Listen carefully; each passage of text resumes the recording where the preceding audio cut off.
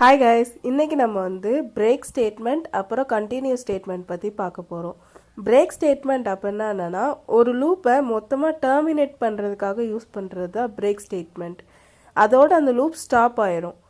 Continuous statement அப்படின்னா என்னென்னா, அந்த பர்டிகுலர் எக்ஸிக்யூஷனை மட்டும் ஸ்கிப் பண்ணிடும். அதுக்கப்புறம் நெக்ஸ்ட்டு பிஃபோர் எக்ஸிக்யூஷன்ஸ் எல்லாமே வந்து பர்ஃபெக்டாக நடந்துகிட்ருக்கும். இப்போது பிரேக்கோட யூசேஜ் நம்ம பார்க்குறதுக்காக நான் வந்து ஒரு ஃபார் லூப் வந்து டிக்ளேர் பண்ணிக்கிறேன்.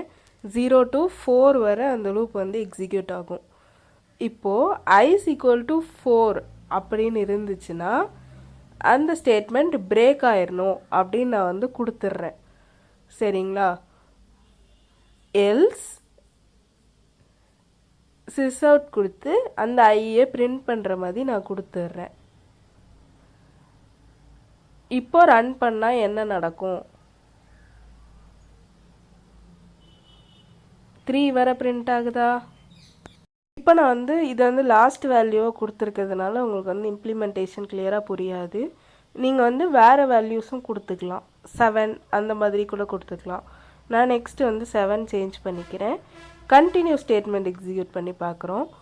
இப்போ வந்துட்டு அதே இதை காப்பி பண்ணி நான் போட்டுட்டு அந்த பிரேக்கை மட்டும் ரிமூவ் பண்ணிவிட்டு கண்டினியூ அப்படின்னு நான் வந்து கொடுத்துக்கிறேன். இப்போது கண்டினியூ கொடுத்தா என்ன நடக்கும் அப்படின்றத நம்ம பார்க்கலாம்.